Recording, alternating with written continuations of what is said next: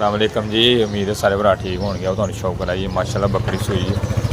3 पट्ठा दित्तियां माशाल्लाह ने। एक है पट्ठ है बिल्कुल बकरी ते गई। दूसरी पट्ठ वा दा फिर है माशाल्लाह दूसरी पट्ठ है लाल डब्बी है ठीक। तो माशाल्लाह तुहानूं तीसरी बहाने है माशाल्लाह तीसरी पट्ठ जे चिट्टी ते काली डब्बी माशाल्लाह जी। बकरी ने 3 पट्ठा दित्तियां ने।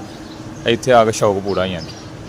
जेह्ड़े लोग शौक नूं गल्लां करदे ने ना तां वास्ते उन्होंने वाहिदा है कि शौक माड़ा नहीं, शौक करना चाहिए।